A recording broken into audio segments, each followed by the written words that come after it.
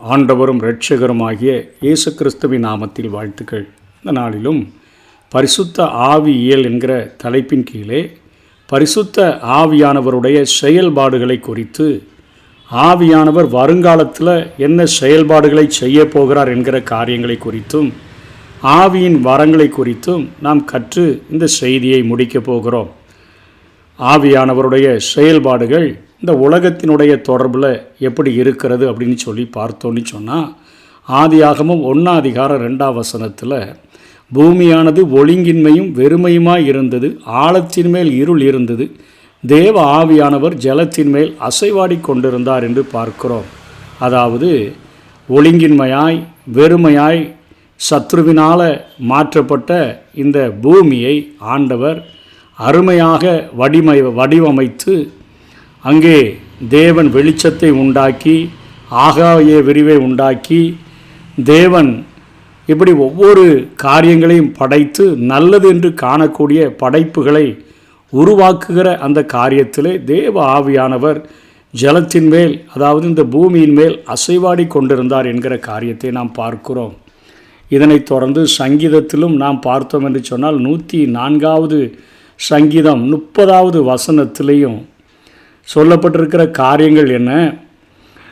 நீர் உம்முடைய ஆவியை அனுப்பும்போது அவைகள் சிருஷ்டிக்கப்படும். அதனால தான் ஆதியிலே தேவன் அங்கே ஜலத்தின் மேல் அசைவாடி கொண்டிருந்தார். வானத்தையும் பூமியும் சிருஷ்டிக்கும் பொழுது ஆவியானவருடைய செயல்பாடுகள் காணப்பட்டதை பார்க்கிறோம்.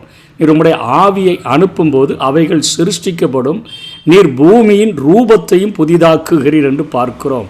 அங்கே ஒழுங்கின்மையான வெறுமையான அந்த பூமியை அங்கே அருமையாக வடிவமைத்ததை குறித்துத்தான் நாம் வேதத்திலே நாம் பார்க்கிறோம். அதைத் தொடர்ந்து யோபு தன்னுடைய புத்தகத்தில் 26 அதிகாரம் 13 தமது ஆவியினால் வானத்தை அலங்கரித்தார், அவருடைய கரம் நெளிவான சர்ப்ப நட்சத்திரத்தை உருவாக்கிற்று என்று சொல்லி பார்க்கிறோம். அத்தனையாக இந்த பிரபஞ்சத்தின் படைப்பிலே, அந்த அண்ட சராசரங்களின் படைப்பிலே ஆவியானவருடைய ஈடுபாடுகளை பார்க்கிறோம்.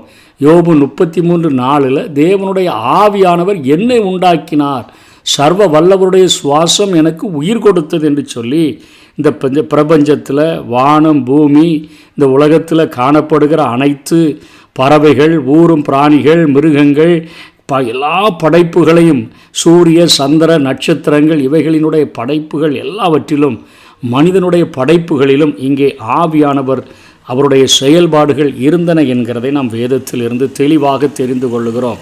அதனைத் தொடர்ந்து வேத வசனத்தை நமக்கு தந்திருக்கிறாரே, இந்த வேத வசனத்தில் ஆவியானவருடைய செயல்பாடுகள், அவருடைய தொடர்புகள் எப்படி இருக்குது அப்படின்னு சொல்லி பார்த்தோன்னா, 2 சாமுவேல் 23:2 கர்த்தருடைய ஆவியானவர் என்னை கொண்டு பேசினார், அவருடைய வசனம் என்னுடைய நாவில் இருந்தது என்று சொல்லி தாவீது கடைசி வார்த்தைகள் என்று சொல்லி வேதத்தில் எழுதப்பட்டிருக்கிறதை நம்ம பார்க்கிறோம்.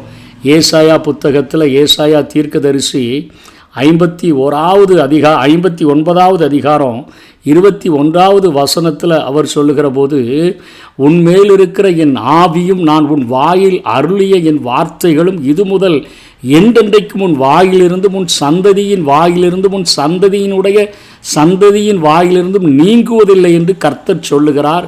இது எனக்கு அவர்களோடு இருக்கும் என் உடன்படிக்கை என்று. அதாவது உன்மேல் இருக்கிற என் ஆவி, இது வேத வசனத்தில் உன் வாயில் அருளிய என் வார்த்தை, வேத வசனத்தில் ஆவியானவர் தொடர்பை இங்கே நம்ம பார்க்கிறோம். அதை தொடர்ந்து எரேமியா 1:9 கூட கர்த்தர் தமது கரத்தை நீட்டி என் வாயை தொட்டு, இதோ என் வார்த்தைகளை உன் வாயிலே வைக்கிறேன் என்று சொல்கிற காரியத்தை பார்க்கிறோம். அப்படி ஒவ்வொரு காரியத்திலும் ஆண்டவர் அந்த வேத வசனத்தினுடைய தொடர்பில் ஆவியானவர் அங்கே ஈடுபட்டிருக்கிற காரியங்களை நாம் பார்க்கிறோம். யோவான் 14 அதிகாரம் 25 நாம் பார்க்கும் பொழுது, நீங்கள் என்னிடத்தில் அன்பாயிருந்தால் என் கற்பனைகளை கை கொள்ளுங்கள், நான் பிதாவை வேண்டிக் கொள்ளுவேன், அப்பொழுது என்றென்றைக்கும் உங்களுடனே கூட இருக்கும்படிக்கு சத்திய ஆவியாகிய வேறொரு தேற்றரவாளனை அவர் உங்களுக்கு தந்தருள்வார். அந்த ஆவியானவர் நம்மை சகல சத்தியங்களுக்கும் நடத்துகிறவராக, நான் உங்களுடனே தங்கி இருக்கையில் இவைகளை உங்களுக்கு சொன்னேன் என்று சொல்லி பிதாவினிடத்தில் இருந்து வருகிற ஆவியானவர் அதுக்கு அடுத்த வசனத்தில் 26 என் நாமத்தினாலே பிதா அனுப்ப போகிற பரிசுத்த ஆவியாகிய தேற்றரவாளனே எல்லாவற்றையும் உங்களுக்கு போதித்து நான் உங்களுக்கு சொன்ன எல்லாவற்றையும் உங்களுக்கு நினைப்பூட்டுவார் என்று சொல்லி இயேசு கிறிஸ்து கற்றுக் கொடுத்ததை பார்க்கிறோம். ஆகவே வேத வசனத்தினுடைய தொடர்பில் தொடர்ந்து பார்த்தோன்னா 1 கொரிந்தியர் 14:37, 1 தெசலோனிக்கர் 4:15, 2 பேதுரு 1:21 இவைகள் எல்லாவற்றிலையும் ஆவியானவர் எத்தனையாய் வசனங்களோடு கூட தொடர்பில் இருந்தார் என்பதை நாம் அறிந்து கொள்ள முடியும். 2 பேதுரு 1வது அதிகாரம் 21ஆம் வசனத்தை பார்த்தோன்னா, தீர்க்க தரிசனமானது ஒரு காலத்திலும் மனுஷருடைய சித்தத்தினாலே உண்டாகவில்லை, தேவனுடைய பரிசுத்த மனுஷர்கள் பரிசுத்த ஆவியினாலே ஏவப்பட்டு பேசினார்கள்.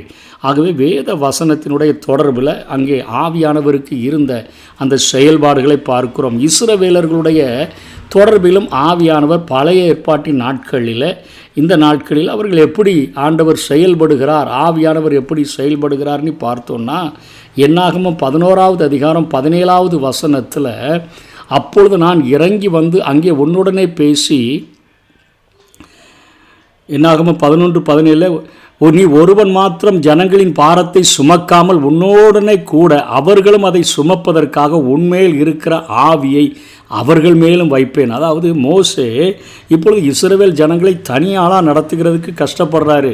அந்த நேரத்தில் ஒரு 70 பேரை தெரிந்து கொண்டு, ஓ மேலே என்ன ஆவியானவரை நான் வைத்தேனோ அதே ஆவியை வைத்து உனக்கு உதவி செய்கிறதற்கு நான் அவர்களை அதே ஆவியானவரை கொடுத்து நடத்துகிறேன் என்று இங்கே ஆவியானவர் சொல்லுகிறதை பார்க்கிறோம். அங்கே நியாயாதிபதிகளில் 6வது வசனத்தில் நம்ம பார்த்தோன்னா, 6வது அதிகாரத்தில் 34வது வசனத்திலையும் அங்கே, அப்பொழுது கர்த்தருடைய ஆவியானவர் கிதியோன் மேல் இறங்கினான், அவன் எக்காலம் ஊதி அபியேசியரை கூப்பிட்டு தனக்கு பின் செல்லும்படி செய்து, அதாவது அவர்கள் யுத்தத்துக்கு போகிற நாட்களிலே ஆண்டவர் அவர்களுக்கு உதவி செய்கிறார், அவர்களை வழிநடத்துகிற அந்த மேக ஸ்தம்பமாக அக்கினி ஸ்தம்பமாக அவர்களோடு கூட இருந்து வழிநடத்துகிற காரியங்களை நாம் பார்க்கிறோம். இஸ்ரவேல் ஜனங்களோடு கூட சங்கீதம் 51:11, 1 சாமுவேல் 10:10, ஏசாயா 63:10, தானியேல் 4:9, மீகா 3:8 இவைகள் எல்லாவற்றிலையும் நம்ம பார்க்கிற பொழுது இஸ்ரவேலர்களோடு கூட ஆண்டவர் எத்தனையாய் அவர் தொடர்பில் இருந்து வழி நடத்தினார் என்று சொல்லி நம்ம பார்க்க முடியும். சகரியா கடைசி 12வது அதிகாரத்தில் 10ஆம் வசனத்தில் நம்ம பார்த்தோன்னு சொன்னால் கூட, நான் தாவீது குடும்பத்தாரின் மேலும் எருசலேம் குடிகளின் மேலும் கிருபையின் ஆவியையும் விண்ணப்பங்களின் ஆவியையும் ஊற்றுவேன், அப்பொழுது அவர்கள் தாங்கள் குத்தின என்னை நோக்கி பார்த்து, ஒருவன் தன் ஒரே பேரானவனுக்காக புலம்புகிறது போல எனக்காக புலம்பி, ஒருவன் தன் தலைச்சன் பிள்ளைக்காக துக்கிக்கிறது போல எனக்காக மனங்கசந்து துக்கிப்பார்கள். இது உபத்திரவ நாட்களிலே ஆண்டவர் இஸ்ரவேலர்கள் மத்தியிலே செய்யக்கூடிய ஒரு காரியம். அந்த நாட்களிலே அவர்கள் முழுமையாக ரட்சிப்பை அடையும்படியாக ஆண்டவர் அவர்களுக்கு உதவி செய்வார். ஆவியானவர் இந்த தொடர்பில் ஆதியிலே இருந்து அவர்களை எகிப்து தேசத்தில் இருந்து வழிநடத்தி வந்ததில் இருந்து இந்த உபத்திரவ நாட்கள் வரையிலும் அவர்களோடு உள்ள தொடர்பில் ஆவியானவர் இருந்து அவருடைய செயல்பாடுகள் இருக்கிறத நம்ம வேதத்தில் பார்க்குறோம். சாத்தானுடைய தொடர்பில் சாத்தான ஆண்டவர் என்ன செய்கிறாரு அப்படின்னு நம்ம பார்த்தோன்னா, ஏசாயாவில் நம்ம பார்க்கும்பொழுது 59வது அதிகாரம் 19வது வசனத்தில், அப்பொழுது சூரியன் அஸ்தமிக்கும் திசை தொடங்கி கர்த்தரின் நாமத்துக்கும் சூரியன் உதிக்கும் திசை தொடங்கி அவருடைய மகிமைக்கும் பயப்படுவார்கள். வெள்ளம்போல் சத்துரு வரும்பொழுது கர்த்தருடைய ஆவியானவர் அவனுக்கு விரோதமாய் கொடி ஏற்றுவார். ஆண்டவர் எப்பெல்லாம் சத்துரு வெள்ளம் போல நம்மை வாரிக்கொள்ள நினைக்கிறானோ அந்த நேரத்தில் ஆவியானவரால் எவர்கள் தேவனுடைய ஆவியினால் நடத்தப்படுகிறார்களோ அவர்கள் தேவனுடைய புத்திரராய் இருக்கிறார்கள் என்று எழுதப்பட்டிருக்கிறதே, அந்த ஆவியானவர் மகிமையுள்ள ஆவியானவர் நம்மிலே தங்கி இருக்கும் பொழுது வெள்ளம் போல சத்துரு நம்மை அழிக்க நினைத்தாலும் அவனுக்கு விரோதமாய் கொடியேற்றுகிற ஆவியானவர் என்று சொல்லி நாம் வேதத்தில் பார்க்கிறோம். 2 தெசலோனிக்கேயர்லையும் 2வது அதிகாரம் 7ஆம் வசனத்திலிருந்து 14வது வசனம் வரையிலும் கூட நாம் பார்க்க முடியும். அதனைத் தொடர்ந்து கிறிஸ்துவினுடைய தொடர்பில் இங்கே ஆவியானவர் என்னென்ன செயல்பாடுகளை செய்தார் என்றால், கிறிஸ்து மாம்சமாகிய செயலில் ஆவியானவருடைய தொடர்பை நம்ம பார்க்கிறோம். லூக்காவில் 1வது அதிகாரத்தில் 35வது வசனத்தில் நாம் பார்க்கிற பொழுது, தேவதூதன் அவளுக்கு பிரதியுத்தரமாக, பரிசுத்த ஆவி உன்மேல் வரும், உன்னதமானவருடைய பலம் உன்மேல் நிழலிடும், ஆதலால் உன்னிடத்தில் பிறக்கும் பரிசுத்தம் உள்ளது தேவனுடைய குமாரன் எனப்படும். அதாவது இயேசு கிறிஸ்துவினுடைய பிறப்பில் அங்கே ஆவியானவர் கிரியை செய்கிறதை நாம் பார்க்கிறோம். இயேசு கிறிஸ்து ஞானஸ்நானம் பெறுகிற நேரத்தில் அவர் இறங்கி வந்ததை லூக்கா 4வது அதிகாரம் 18லையும் யோவான் 1:32லையும் நம்ம பார்க்கிறோம். அதனைத் தொடர்ந்து இயேசு கிறிஸ்து ஆவியானவரால் அவர் நிரப்பப்படுகிறதை லூக்கா 4வது அதிகாரத்தில் 4வது அதிகாரம் 1ஆம் வசனத்தில் பார்க்கிறோம். இயேசு பரிசுத்த ஆவியினாலே நிறைந்தவராய் யோர்தானை விட்டு திரும்பி ஆவியானவராலே வனாந்திரத்துக்கு கொண்டு போகப்பட்டு என்று பார்க்கிறோம். கிறிஸ்து ஆவியானவரால் நிரப்பப்பட்டார் என்று பார்க்கிறோம். கிறிஸ்து ஆவியானவரினால தான் அற்புதங்களை செய்தார் என்று மத்தேயு தன்னுடைய சுவிசேஷ நூலிலே அவர் எழுதி வைத்திருக்கிறார். மத்தேயு 12வது அதிகாரத்தில் 28வது வசனத்தில், நான் தேவனுடைய ஆவியினாலே பிசாசுகளை துரத்துகிறபடியால் தேவனுடைய ராஜ்யம் உங்களிடத்தில் வந்திருக்கிறதே. கிறிஸ்துவினுடைய தொடர்பில் ஆவியானவர் எத்தனையாய் கிரியை செய்கிறார், அற்புதங்களை செய்கிறார், பிசாசுகளை துரத்துகிற காரியங்களை பார்க்கிறோம். கிறிஸ்து தம்மை பலியாக ஒப்பு கொடுத்த செயல்லையும் ஆவியானவர் கிரியை செய்கிறார் செய்தார் என்கிறத எபிரேயர் 9வது அதிகாரம் 14வது வசனத்தில் பார்க்கிறோம். நித்திய ஆவியினாலே தம்மைத்தாமே பழுதற்ற பலியாக தேவனுக்கு ஒப்பு கொடுத்த கிறிஸ்துவினுடைய இரத்தம் ஜீவனுள்ள தேவனுக்கு ஊழியம் செய்வதற்கு உங்கள் மனசாட்சியை செத்த கிரியைகளற சுத்திகரிப்பது எவ்வளவு நிச்சயம் என்று பார்க்கிறோம்.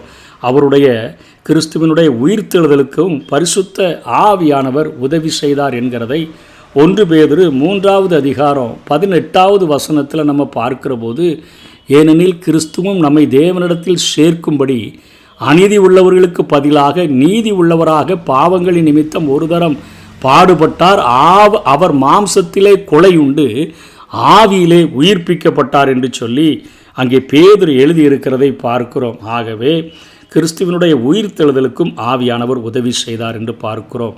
இந்த உலகத்தின் பிரபஞ்சத்தினுடைய தொடர்பில் ஆவியானவர் எப்படி செயல்பட்டார், வேத வசனங்களின் தொடர்பில் ஆவியானவர் எப்படி செயல்பட்டு கொண்டிருக்கிறார், இஸ்ரவேலின் தொடர்பில் எப்படி செயல்பட்டார், இனிமேல் எப்படி செயல்பட போகிறார், சாத்தானுடைய தொடர்பில் ஆவியானவர் வெள்ளம் போல சத்துரு வரும்பொழுது அவர் எப்பொழுதுமே கொடியேற்றுகிற ஒரு ஆவியானவராக இருக்கிறார். கிறிஸ்துவனுடைய தொடர்பில் அவர் பிறப்பில் அவருடைய ஞானஸ்நானம் பெறும்போது அவர் ஆவியில் நிறைந்தவராக வனாந்தரத்துக்கு எடுத்து செல்லப்படும் போது அவர் பிசாசுகளை துரத்துகிற அற்புதங்களை செய்கிற காரியங்களில் பலியாக ஒப்பு கொடுத்த காரியங்களில் உயிர்த்தெழுதல்ல இவைகள் எல்லாவற்றிலையும் ஆவியானவர் செயல்பட்டார், கிரியை செய்தார் என்கிற காரியத்தை வேதத்திலிருந்து கற்றுக்கொள்ளுகிறோம். இதனைத் தொடர்ந்து முக்கியமான காரியம் மனிதர்களுடைய தொடர்பில், அதாவது ரட்சிப்பில் அவர் எப்படி கிரியை செய்கிறார். இதில் அநேக காரியங்களை நம்ம வேதத்தில் பார்க்க முடியும்.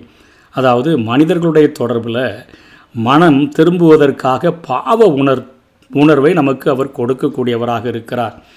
அதாவது இந்த செயலுக்கு 3 படிகள் காணப்படுகிறது. பாவ உணர்வை ஆண்டவர் நமக்கு கொடுக்கக்கூடியவராக இருக்கிறார். யோவான் 16வது அதிகாரம் 8லிருந்து 11 வரையும் நம்ம பார்த்தோன்னு சொன்னால், அவர் வந்து பாவத்தை குறித்தும் நீதியை குறித்தும் நியாய தீர்ப்பை குறித்தும் உலகத்தை கண்டித்து உணர்த்துவார்.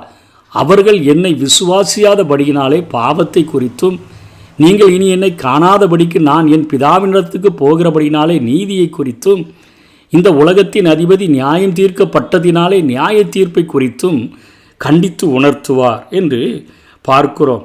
அதாவது மனிதனுடைய கதியற்ற நிலைமையை, நிர்பந்தமான நிலைமையை ஆவியானவர் தான் சொல்லி கொடுக்கிறார். முதலாக மனுஷனுடைய தொடர்பில் நம்மை பாவத்தின் நிமித்தமாக எவ்வளவு நிற்கதியான நிலைமையில் இருக்கிறோம். பாவத்திலிருந்து மீட்பதற்கு வந்த கிறிஸ்துவினுடைய செய்தி, உனக்காக தான்ப்பா அவர் மரித்தார், நீ மரிக்க வேண்டிய இடத்துல பாவத்தின் சம்பளம் மரணம், அந்த இடத்துல அவர் உனக்கு மரித்தார் என்கிற அந்த மீட்பின் செய்தியை நமக்கு ஆவியானவர் தான் கொடுக்கக்கூடியவராக இருக்கிறார். பாவத்தை குறித்து, நீதியை குறித்து, பாவத்தின் சம்பளம் மரணப்பா, நியாய தீர்ப்பை குறித்து அதை கண்டித்து உணர்த்தக்கூடியவராக இருக்கிறார். அதனைத் தொடர்ந்து இரட்சகரான கிறிஸ்துவை ஏற்றுக்கொள்ளாவிட்டால் அந்த நியாய தீர்ப்பு மாபெரும் தண்டனையை குறித்து ஆவியானவர் தான் உள்ளத்தில் நமக்கு அவர் உணர்த்தக்கூடிய ஒருவராக இருக்கிறார். மறுபடி நம்மை பிறக்கச் செய்கிற ஒரு ஆவியானவராக அவர் இருக்கிறார். யோவான் 3வது அதிகாரம் 3-6 வரை பார்க்கும் பொழுது இயேசு அவனுக்கு பிரதியுத்தரமாக, ஒருவன் மறுபடியும் பிறவாவிட்டால் தேவனுடைய ராஜ்யத்தை காண மாட்டான் என்று மெய்யாகவே மெய்யாகவே உனக்கு சொல்லுகிறேன் என்றார். அதற்கு நிக்கோதேமு, ஒரு மனுஷன் முதிர் வயதாக இருக்கையில் எப்படி பிறப்பான்? அவன் தன் தாயின் கற்பத்தில் 2ஆம் தரம் பிரவேசித்து பிறக்கக்கூடுமோ என்றான். இயேசு பிரதியுத்தரமாக, ஒருவன் ஜலத்தினாலும் ஆவியினாலும் பிறவாவிட்டால் தேவனுடைய ராஜ்யத்தில் பிரவேசிக்க மாட்டான் என்று மெய்யாகவே மெய்யாகவே உனக்கு சொல்லுகிறேன். மாம்சத்தினால் பிறப்பது மாம்சமாய் இருக்கும், ஆவியினால் பிறப்பது ஆவியாக இருக்கும். ஆவியானவர் நம்மை புது சிருஷ்டியாக, புது ரூபமாக அவர் நம்மை மாற்றுகிற ஒரு ஆண்டவராக இருக்கிறார். அதே போல் ஆவியின் ஞான ஸ்நானம் நமக்கு கிடைக்கக்கூடியதாக இருக்கிறது. ஆவியினால் நமக்கு ஞான ஸ்நானம் கொடுக்கிறார். அதனை தொடர்ந்து மனம் திரும்புகிற போது இந்த ஆவியானவருடைய ஞான ஸ்நானம் கிடைக்கிறது. அந்த நேரத்தில் நம்ம ஆண்டவர் கிறிஸ்துவினுடைய சரீரமாகிய சபையில் ஒரு உறுப்பாக, ஒரு அங்கமாக நம்ம மாறுகிறோன்னு தான் கொரிந்து சபைக்கு பவுல் எழுதும் பொழுது 1 கொரிந்தியர் 12வது அதிகாரத்தில் பவுல் எழுதுகிறார். 12ஆம் வசனம் 13ஆம் வசனத்தில் பார்த்தோன்னா, எப்படியெனில் சரீரம் ஒன்று, அதற்கு அவயவங்கள் அநேகம், ஒரே சரீரத்தின் அவயவங்கள் எல்லாம் அநேகமாக இருந்தும் சரீரம் ஒன்றாகவே இருக்கிறது. அந்த பிரகாரமாக கிறிஸ்துவும் இருக்கிறார். நாம் யூதராயினும் கிரேக்கராயினும் அடிமைகளாயினும் சுயாதீனராயினும் எல்லாரும் ஒரே ஆவியினாலே ஒரே சரீரத்துக்குள்ளாக ஞானஸ்நானம் பண்ணப்பட்டு எல்லாரும் ஒரே ஆவிக்குள்ளாகவே தாகம் தீர்க்கப்பட்டோம். ஆகவே நம்ம மனம் திரும்புகிற போது ஆவியானவரினுடைய ஞானஸ்நானம் கிடைக்குது. இதன் மூலமாக கிறிஸ்து என்கிற அந்த சபையினுடைய, அந்த சரீரத்தினுடைய உறுப்பாக நம்ம மாறக்கூடியவர்களாக இருக்கிறோம். இந்த ஆவியானவர் மனிதரிலே இவர் வாசம் பண்ணுகிறார். ரட்சிக்கப்படுகிற அந்நேரமே விசுவாசிகளுடைய உள்ளங்களிலே அவர் வாசம் பண்ணக்கூடிய ஒரு ஆண்டவராக இருக்கிறார். 1 கொரிந்தியர் 6வது அதிகாரம் 19ஆம் வசனத்தில், உங்கள் சரீரமானது நீங்கள் தேவனாலே பெற்றும் உங்களில் தங்கியும் இருக்கிற பரிசுத்த ஆவியினுடைய ஆலயமாக இருக்கிறதென்றும் நீங்கள் உங்களுடையவர்கள் அல்லவென்றும் அறியீர்களா என்று பார்க்கிறோம். அந்நேரமே விசுவாசிகளுடைய இருதயத்தில் ஆவியானவர் மனுஷனுக்குள்ளே வாசம் பண்ணுகிறார். முத்திரை போடுகிற வேலையை அவர் நமக்காக செய்கிறார். எபேசியர் 1வது அதிகாரம் 13-14 நம்ம பார்க்கிற போது, நீங்களும் உங்கள் ரட்சிப்பின் சுவிசேஷமாகிய சத்திய வசனத்தை கேட்டு விசுவாசிகளான போது வாக்குத்தத்தம் பண்ணப்பட்ட பரிசுத்த ஆவியால் அவருக்குள் முத்திரை போடப்பட்டீர்கள். அவருக்கு சொந்தமானவர்கள் அவருடைய மகிமைக்கு புகழ்ச்சியாக மீட்கப்படுவார்கள் என்பதற்கு ஆவியானவர் நம்முடைய சுதந்திரத்தின் அச்சாரமாக இருக்கிறார் என்று பார்க்கிறோம். முத்திரையிடுகிற ஒரு ஆவியானவராக நம்முடைய வாழ்விலே செயல்படுகிறார். பரிசுத்த ஆவியானவருடைய செயல்களில் அவர் நம்மை நிறைக்கிறார். பாவம் செய்தால் துக்கப்படுகிறார். மாம்ச கிரியைகளை நம்ம வாழ்க்கையில் மேற்கொள்ளாது நம்மை வாழ்கிறதற்கு அவர் உதவுகிறார். கலாத்தியர் 5:16 நம்ம பார்க்கிறோம். தேவ பிள்ளைகள் என்கிற ஒரு உறுதியை நமக்குள்ளே உண்டு பண்ணுகிறார். ரோமர் 8வது அதிகாரம் 14 வசனத்தில் நாம் பார்க்கிற பொழுது அவர் நமக்கு அந்த உறுதியை தரக்கூடியவராக இருக்கிறார். மேலும் எவர்கள் தேவனுடைய ஆவியினாலே நடத்தப்படுகிறார்களோ அவர்கள் தேவனுடைய புத்திரராய் இருக்கிறார்கள். 16ஆம் வசனத்தில் நாம் தேவனுடைய பிள்ளைகளாக இருக்கிறோம் என்று ஆவியானவர் தாமே நம்முடைய ஆவியினுடனே கூட சாட்சி கொடுக்கிறார் என்று பார்க்கிறோம். அதைத் தொடர்ந்து வழி நடத்தக்கூடிய ஒரு ஆண்டவராக இருக்கிறார். ரோமர் 8:14 படி தேவனுடைய ஆவினால் நடத்தப்படுகிறோம். பலப்படுத்தக்கூடியவராக இருக்கிறார். எபேசியர் 3வது அதிகாரம் 16ஆம் வசனம் 17-19 வரையிலும் பலப்படுத்துகிற ஆவியானவர், வரங்களை கொடுக்கிற ஆவியானவர் என்று 1 கொரிந்தியர் 12:11 வசனத்தில் நம்ம பார்க்கிறோம். போதிக்கிறவராக அவர் இருக்கிறார். ஏற்கனவே நாம் பார்த்தபடி யோவான் 16வது அதிகாரம் 13-15 வரையிலும் அவர் நம்மை போதிக்கிற ஆண்டவராக, தேவனுடைய ஐக்கியத்துக்கு அவர் உதவியாக அவர் விளங்கக்கூடியவராக இருக்கிறார். தேவனோடு கூட நம்ம ஐக்கியப்பட்டு வாழ்கிறதற்கு அவர் உதவி செய்யக்கூடியவராக இருக்கிறார். யூதா ஒரே அதிகாரம் தான் இருக்குது. அதை 20ஆம் வசனத்தில், நீங்களோ பிரியமானவர்களே உங்கள் மகா பரிசுத்தமான விசுவாசத்தின் மேல் உங்களை உறுதிப்படுத்தி கொண்டு பரிசுத்த ஆவிக்குள் ஜெபம் பண்ணி தேவனுடைய அன்பிலே உங்களை காத்து கொண்டு, அதாவது தேவனுடைய ஐக்கியத்திற்கு நமக்கு உதவியாக விளங்கக்கூடியவராக இருக்கிறார். சபையினுடைய தொடர்பிலும் ஆண்டவர் நமக்கு உதவி செய்கிறார். உலகளாவிய கிறிஸ்துவின் உடலாகிய அந்த திருச்சபையை அவர் கட்டக்கூடியவராக இருக்கிறார். உள்ளூர் சபைகளிலும் ஆவியானவர் செயலாற்றுகிறார். ஆராதனைகளில் நம்முடைய அகத்தில் ஒரு தூண்டுதலை கொடுக்கிறார். மிஷினரி பணிகளை ஊக்குவிக்கிற ஒரு ஆவியானவராக இருக்கிறார். அப்போஸ்தலர் 8:29 பார்க்கிறோம். 13வது அதிகாரம் 2ஆம் வசனத்தில் நம்ம பார்க்கிறோம். அதே போல் பாடல்களை வழி நடத்தக்கூடிய ஆவியானவராக அவர் சபைகளிலே செயல்படுகிறதையும் நம்ம பார்க்க முடிகிறது. எபேசியரில் பார்க்கிற பொழுது 4வது அதிகாரத்தில் 5வது அதிகாரம் 18-19 பார்க்கிற போது, துன்மார்க்கத்திற்கு ஏதுவான மதுபான வெறிகொள்ளாமல் ஆவியினால் நிறைந்து சங்கீதங்களினாலும் கீர்த்தனைகளினாலும் ஞான பாட்டுகளினாலும் ஒருவருக்கொருவர் புத்தி சொல்லிக்கொண்டு உங்கள் இருதயங்களில் கர்த்தரை பாடி கீர்த்தனம் பண்ணி அதனைத் தொடர்ந்து ஊழியர்களை நியமிக்கிற பணியிலும் ஆவியானவர் செயல்படுகிறார். அப்போஸ்தலர் 20:28, 1 கொரிந்தியர் 2:4 இவைகளில் பார்க்கிறோம். நம்முடைய அங்கங்களை எச்சரிக்கக்கூடியவராக இருக்கிறார்.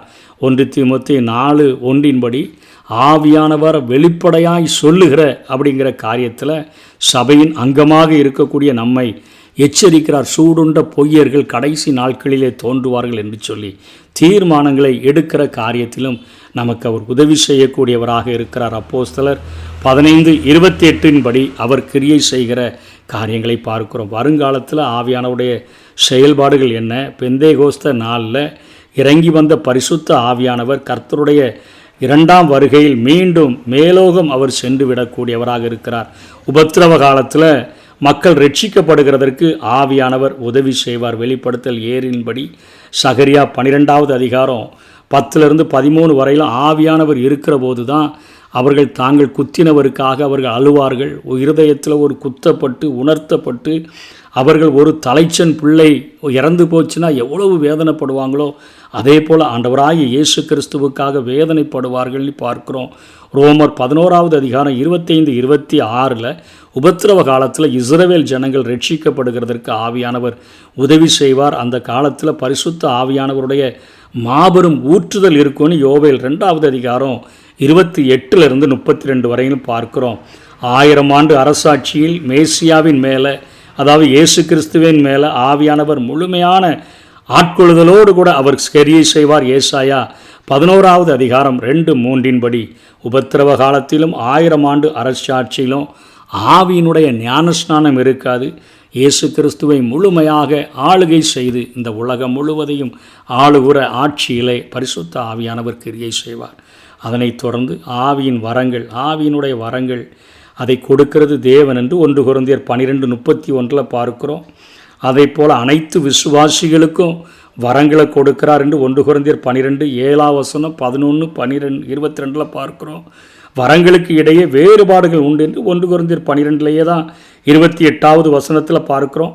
வரங்கள் பயன்படும்படி அன்பினால் நாம் நிறைந்தவர்களாக அதை பயன்படுத்தணுங்கிறதுக்காக 1 கொரிந்தியர் 13வது அதிகாரத்தை பவுல் எழுதி வைத்திருக்கிறதை பார்க்கிறோம்.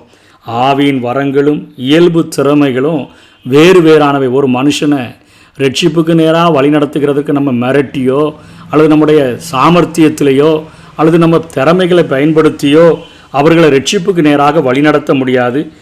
ஆவியினுடைய வரங்கள் இருந்துச்சுன்னு சொன்னால் ஆவியானவர் நம்ம கூட இருந்து இங்கே கிரியை செய்வார் என்று சொன்னால் மனிதர்களுக்குள்ளாக மாற்றங்கள் உருவாக முடியும். ஆவியானவர் தான் அந்த 9 வரங்களையும் மனிதர்களுக்கு பகிர்ந்து அளித்து அதன் மூலமாக கிரியை செய்ய முடியும். ஆகவே பரிசுத்த ஆவியானவர் என்கிற தலைப்பில் இன்றைக்கி பரிசுத்த ஆவியானவர் செயல்பாடு இந்த உலகத்தின் தொடர்பில், வேத வசனத்தின் தொடர்பில், இஸ்ரவேலர்களுடைய தொடர்பில், சாத்தானுடைய தொடர்பில், கிறிஸ்துவனுடைய தொடர்பில், மனிதர்களுடைய தொடர்பில், வருங்காலத்தில் ஆவியானவருடைய செயல்பாடு எப்படி இருக்கும் என்கிற காரியம், ஆவியின் வரங்களின் தொடர்பில் மனிதனோடு கூட தான் அதிகமாய் ஆவியானவர் பரிசுத்தமாய் வாழ்கிறதற்கும் மணவாளனாகிய இயேசு கிறிஸ்துவுக்கு மணவாட்டியாகிய சபையாகிய நம் ஒவ்வொருவரையும் அந்த பரிசுத்த மணவாளனுக்கேற்ற பரிசுத்தத்தின் அலங்காரத்தின்படி நம்மை அலங்கரிப்பதற்கு ஒவ்வொரு நாளும் நமக்கு உதவி செய்யக்கூடியவராக இருக்கிறார். ஆவியானவருக்கு விட்டு கொடுத்து அந்த மணவாளனுக்கேற்ற ஒரு மணவாட்டியாய் அவர் நம்மை மாற்றுகிறதற்கு முற்றிலும் அர்ப்பணிப்போம். கர்த்தர் தாமே நம்மை ஆசீர்வதிப்பாராக. ஆமென்.